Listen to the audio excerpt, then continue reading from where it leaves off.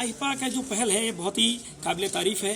जितनी सराहनीय पहल आप कर रहे हैं, एक एक लोगों से बात करके उनके विचार लेके और अपनी बात आप इस माध्यम से हम जैसे आम कार्यकर्ता या जनमानस आप दिल्ली तक स्टेट तक पहुंचा सकते हैं। ये हमारा सौभाग्य है कि आईपा इतना बड़ा मंच हमको प्रोवाइड करा रहा है। देखो कि ये पुलिस लाइन का पुल ब्रिज जिसके लिए बहुत सालों से आवश्यकता है और आपका आनंद नगर वाला पुल के लिए, उसमें मुझे जानकारी मिली सेंट्रल गवर्नमेंट से कि यहाँ से आज तक प्रस्ताव तक के नहीं भेजा गया है इसके पुल के लिए। बताइए तो ये कितना गलत है कि जिस पुल की वजह से सीतापुर में पूरे दिन जाम रहती है, कितना पॉल्यूशन फैलता है, कितनी दुर्घटनाएं घटती हैं, उसमें भी अभी तक माल गोदाम, जब सीतापुर में शहर में इतनी आबादी नहीं होगी तब माल गोदाम शहर के बीचों बीच में था, तब दिक्कतें नहीं होंगी। अब शहर की आबादी बढ़ गई है, उस माल गोदाम की वजह से शहर में बहुत ज़्यादा स्वास्थ्य सेवाओं में हानिकारक है, वो पूरे शहर में धूल रहती है।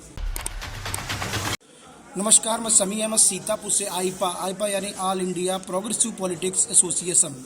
आईपा एक ऐसा मंच है जहां पर हम बात करते हैं देश में प्रगतिशील राजनीति को बढ़ावा देने की, सामाजिक मुद्दों की, जन सरोकार से जुड़े हुए मुद्दों की। आईपा के मंच पे आज हमारे साथ मौजूद हैं आज़ाद हिंद भगत संगठन के जो नगर अध्यक्ष हैं प्रभात अग्निहोत्री जी। हम आपको बताना चाहेंगे इनके बारे में कि इनका जो संगठन है पिछले 2012 से लगातार जो जनपद में कार्यरत है, काम कर रहा है, समाज सेवा का कार्य कर रहा है, समाज सेवा से जुड़े हुए लोग हैं और लगातार पिछले 10 वर्षों से सामाजिक कार्य करने में लगे हुए। प्रभात अग्निहोत्री जी, आपका आईपा के मंच पर बहुत बहुत स्वागत है। बहुत बहुत धन्यवाद। सर, मैं आपसे ये जानना चाहूँगा जो प्रगतिशील राजनीति है उसको लेकर आपके मन में क्या विचार है, क्या सोचते हैं? सभी भाइयों को जय श्री राम। प्रगतिशील राजनीति एक स्वस्थ वातावरण में ही संभव है, क्योंकि अगर हम स्वच्छ वातावरण नहीं देंगे, ईर्ष्या द्वेष ना हो, आपसी मतभेद ना हो, मतभेद हो सकते हैं, मनभेद तो बिल्कुल नहीं होने चाहिए स्वस्थ राजनीति में। जैसे सड़कों का बनना, शिक्षा व्यवस्था, स्वास्थ्य व्यवस्था में बहुत सी चीज़ें आती हैं। एक बड़े आदमी से लेके छोटे आदमी तक, गरीब आदमी तक, जिस तक स्वास्थ्य व्यवस्थाएं नहीं पहुंच पाती हैं, जिसको आजीविका के लिए दिक्कतें हों उसको जीविका मिले, जीविकोपार्जन के लिए सरकार व्यवस्था करे और सरकारी व्यवस्था कर रही हैं, लगी हैं। लेकिन भारत की बढ़ती आबादी भी इस पे बहुत बड़ी दिक्कत है। जैसे वर्तमान समय में अगर बात करते हैं 2022 का चुनाव है, तमाम राजनीतिक पार्टियां जो है लोगों के दरवाजों पर जा रही हैं और आप एक सामाजिक संगठन से जुड़े हुए हैं, कैसा प्रत्याशी चाहते हैं, कैसा नेता चुनना चाहेंगे? नेता, कम से कम नेता जो हमारे बीच में हो, कोई भी पार्टी जो भी आए, वो राष्ट्रवादी विचारधारा से प्रेरित हो, क्योंकि राष्ट्रवाद का विचार किसी को खंडित नहीं करता है। राष्ट्रवाद में सबसे बड़ी बात होती है एक भारत, अखंड भारत की राजनीति करने वाली ही पार्टी आगे भविष्य में उन्नति पा सकती है।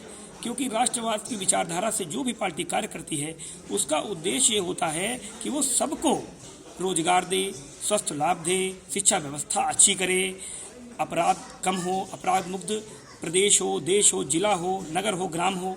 ये व्यवस्थाएं एक स्वस्थ राजनीति की प्रतीक हैं। आपका संगठन लगातार पिछले 10 वर्षों से सीतापुर में काम कर रहा है, किस तरीके से काम कर रहा है?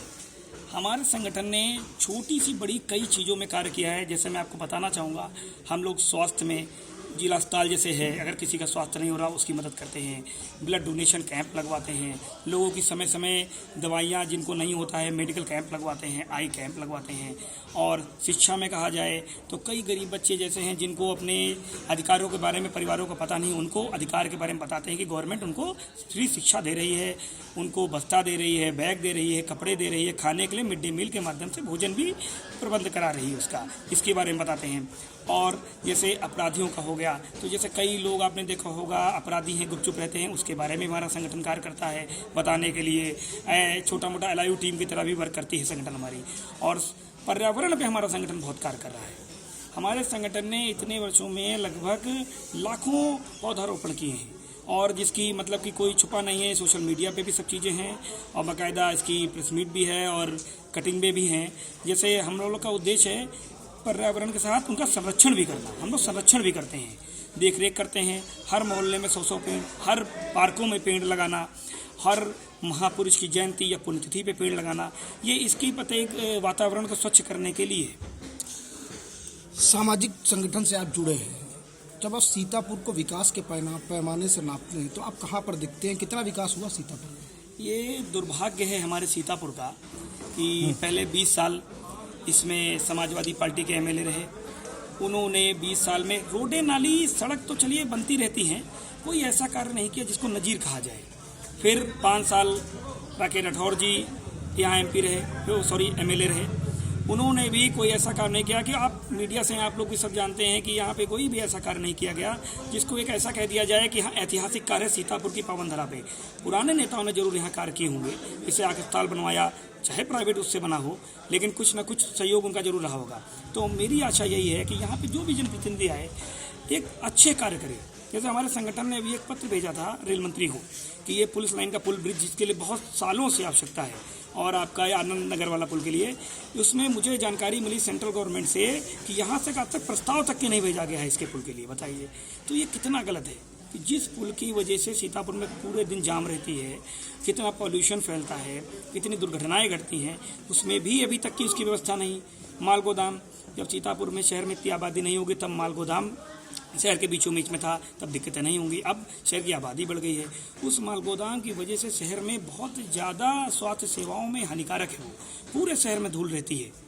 तो इस वजह से माल गोदाम भी शिफ्ट करना चाहिए। मैंने उसके लिए भी हमारे संगठन ने कई बार प्रयास किया, लेकिन अभी हमको सफलता नहीं मिली। लेकिन आगे वाला नेता हो सकता है भविष्य में कोई ऐसा नेता बने जो हमारे कार्यों को सफल करे। सर, आईपा लगातार लोगों के बीच में जा रहा है, लोगों से प्रगतिशील राजनीति को बढ़ावा देने की बात कर रहा है, उनके मन की बात को जान रहा है। आईपा की मंच को क्या कहेंगे इस पहल को? आईपा का जो पहल है ये बहुत ही काबिल तारीफ है। जितनी सराहनीय पहल आप कर रहे हैं, एक एक लोगों से बात करके उनके विचार लेके और अपनी बात आप इस माध्यम से हम जैसे आम कार्यकर्ता या जनमानस आप दिल्ली तक, स्टेट तक पहुंचा सकते हैं। ये हमारा सौभाग्य है कि आईपा इतना बड़ा मंच हमको प्रोवाइड करा रहा है। सर, सीतापुर के युवाओं को क्या मैसेज देना चाहेंगे? सीतापुर युवाओं से मेरी एक विनम्र निवेदन है, आप राष्ट्रहित में कार्य करें, सनातन धर्म को लेके कार्य करें, क्योंकि सनातन धर्म कोई हिंदू मुस्लिम के लिए नहीं, मैं कह रहा हूँ। सनातन धर्म की परंपरा है वसुधैव कुटुंबकम, हम सबका साथ, सबका विकास, सबका विश्वास से कार्य करते हैं। युवाओं को चाहिए अच्छी पढ़ाई करें, शिक्षा व्यवस्था पे ध्यान दें। अपनी पढ़ाई अच्छी करेंगे तो अपना शिक्षित होंगे तो 4 जगह और शिक्षित होंगे। और सबसे अच्छी एक बात है, मैं तो चाहता हूँ जो आज भी कुछ रूढ़िवादी लोग हैं जो लड़कियों को शिक्षा पे ग्रहण लगा देते हैं लड़कों के कंपैरिजन में, तो मैं चाहता हूँ एक महिला जब शिक्षित होती है तो पूरा परिवार नहीं, 2-3 परिवार, पूरा समाज शिक्षित होता है। तो लड़कियों की शिक्षा पे भी बहुत ध्यान देना चाहिए। ये थे हमारे साथ में प्रभात अग्निहोत्री जी, जिनका साफ तौर पर कहना है कि युवाओं को भी बढ़ चढ़कर शिक्षित होने की ज़रूरत है, आगे आने की ज़रूरत है। जब युवा आगे बढ़ेगा तभी देश तरक्की करेगा। आईपा के मंच पे आज के लिए बस इतना ही। नमस्कार।